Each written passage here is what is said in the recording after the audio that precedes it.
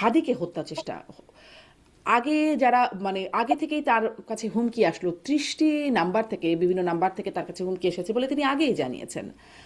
তারপরে তাকে সেই মানে হুমকি অনুযায়ী তাকে হত্যা চেষ্টা করা হলো, হত্যাকারীরা পালিয়ে গেল, সব কিছু ঘটে গেল, শনাক্ত করা গেল, তবুও পালিয়ে গেল। আহ, তখন পর্যন্ত পালিয়ে গেছে কিনা সেটিও নিশ্চিত করে বলতে পারলো না আইন শৃঙ্খলা বাহিনী।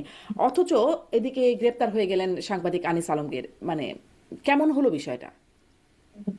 দেখুন, জিন্দালওয়ালে যখন তার খালসা মুভমেন্ট করছিলেন ইন্দিরা গান্ধীর সেকেন্ড রিজিমের শেষের দিকে, এক পর্যায়ে উনি তার বাহিনী নিয়ে ব্রিগেডিয়ার শাহবাগ সিং কে সাথে নিয়ে গোল্ডেন টেম্পলে চলে গেলেন।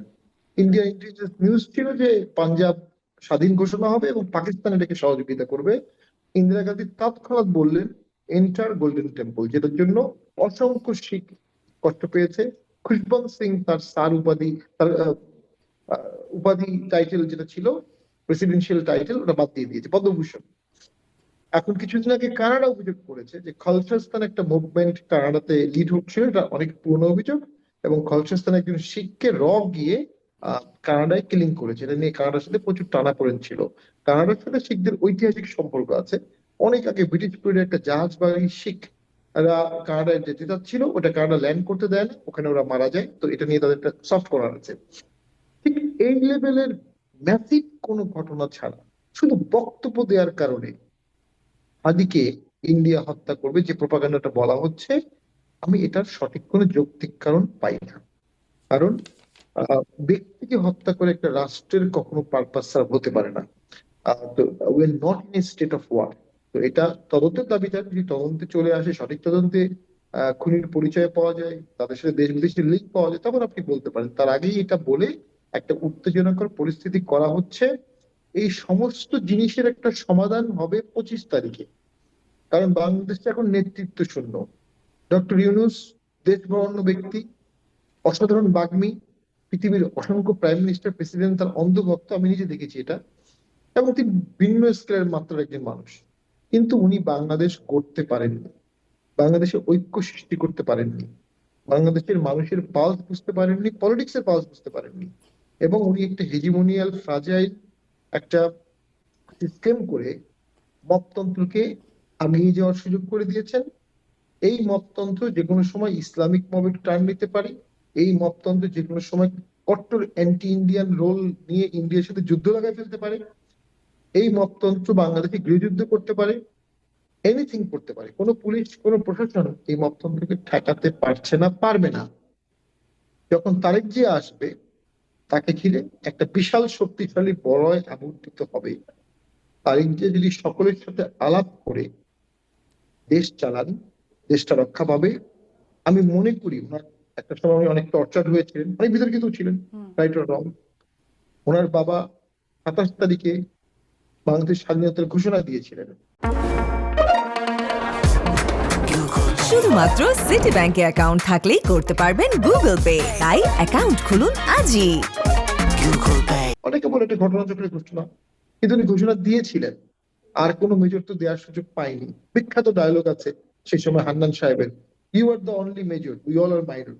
ঘোষণা দেন স্যার, উনি দিয়ে দিয়েছিলেন। এবং সেটা তাকে কিন্তু অন্য উচ্চতায় নিয়ে গেছে। ওনার বাবা সেক্টর কমান্ডার ছিলেন।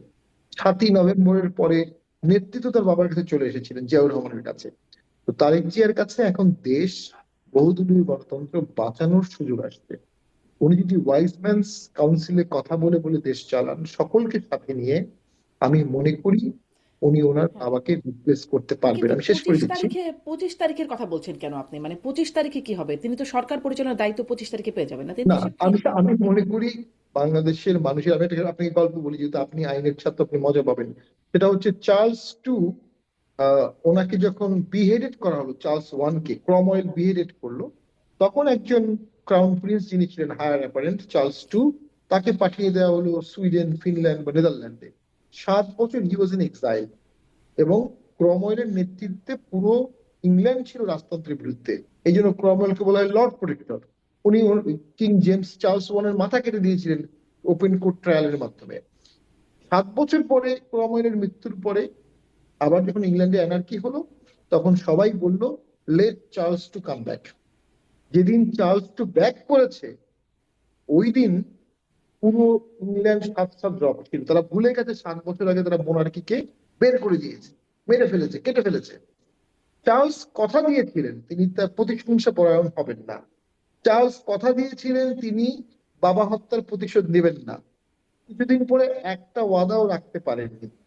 উনি ওনার বাবার বিচারে যে বিচারকরা ছিলেন তাদের মধ্যে 6 জনকে হত্যা করেন বিচারিক প্রক্রিয়ায়, এবং ক্রমওয়েলের লাশ, যেটা বেসিক্যালি স্কেলেটন ছিল, এটা বের করে এটাকে ওয়েস্টমিনিস্টারে ঝুলিয়ে দেন, ফাঁসি দেন ক্রমওয়েলের লাশ প্রতীকী। এবং ঝড়ে একবার ক্রমওয়েলের লাশ ছিন্নভিন্ন হয়ে যায়, স্কালটা, মাথাটা চলে যায় আরেক জায়গায়। বহু বছর পরে সেই মাথা একজনের প্রাইভেট মিউজিয়ামে পাওয়া যায়, ডিএনএ টেস্ট করে কনফার্ম হয় এটা ক্রমওয়েলের মাথা। ক্যামব্রিজ ইউনিভার্সিটির একটা মিউজিয়ামে মাথাটা আছে। তো ওই যে এখন তারিখে কি চার্লস টু হবেন নাকি উনি কুইন এলিজাবেথ হবেন? কুইন এলিজাবেথ সারা জীবন হোর হিসেবে, আমি শেষ করে দিচ্ছি, হোর হিসাবে গালি শুনেছে সারা জীবন। ক্যাথলিকরা তাকে বলেছে বাস্টার্ড চাইল্ড অফ, তার বাবার বা তার মার বিয়েটা মানতো না। উনি কিন্তু প্রতিহিংসা পরায়ণ হন। উনি এসে ক্যাথলিক অ্যান্ড প্রোটেস্ট্যান্টের মধ্যে ইউনিফিকেশন করেছেন, ইউনিফিকেশন অফ চার্চ অ্যাক্ট করেছেন, টাইরেন্ট ওয়ে কিন্তু করেছেন। ওই আইনটা আজকে 500 বছর ধরে চলছে এবং জাতিকে ঐক্যবদ্ধ করেছিলেন। এবং ঐক্যবদ্ধ করার কারণে স্প্যানিশ আর্মারা যখন কুইন এলিজাবেথকে অ্যাটাক করে জি অনেক জি বেশি আপনার দুর্বল হওয়া আপনার এই সত্ত্বেও পুরো ইংল্যান্ড মানে স্পেনকে হারিয়ে দেয়। তার একটি ইতিহাসের যদি এই সামারিটা হচ্ছে করতে পারে, জি ঐক্যমত সৃষ্টি করতে পারে, উনি পৃথিবীর যে কোনো দেশকে হারাতে পারবেন জি এবং দেশ এবং বাঁচাতে পারবেন। তিনি আসলে কোন চরিত্রে যান সেটি একটা দেখার বিষয় বলে আপনি বলছিলেন। তিনি অবশ্য বলেছেন, মানে আমি আনিস আলমগীর প্রসঙ্গটা মোস্তফা ফিরোজের কাছে যাব বলে এই প্রসঙ্গটা বলছে, তিনি বলছেন যে সরকারের কথা বলতে পারবে মানুষ, রাষ্ট্র কোনো ভয়ের পরিস্থিতি সৃষ্টি করবে না। আমি মানে আসলে ঠিক কোট করছি না, তার মিনিংটা বলছি যে সেটি এমনকি সরকারের বিরুদ্ধে গেলেও রাষ্ট্র তার জন্য ভয়ঙ্কর হয়ে উঠবে না এবং সবাই আসলে দেশে রাষ্ট্রের ভয়ে কাউকে বাঁচতে হবে না, এই হচ্ছে তার বক্তব্য। এমন কথা তো মোস্তফা ফিরোজ আমরা এই সরকার প্রধানের কাছ থেকেও শুনেছিলাম যে মন খুলে সমালোচনা করুন, মানে শুধু একমত প্রকাশ না, ভিন্ন মত প্রকাশের স্বাধীনতাও নিশ্চিত করার কথা বলা হয়েছিল। কিন্তু আনিস আলমগীরের ক্ষেত্রে বা মানে সাংবাদিকদের তার আগে দেখলাম মঞ্জুর আলম পান্না, এখন আনিস আলমগীর মানে হচ্ছে সেই কথাটা রাখছেন তিনি, এবং তার সাথে সাথে ভবিষ্যৎবাণী তারেক রহমানও রাখতে পারবেন।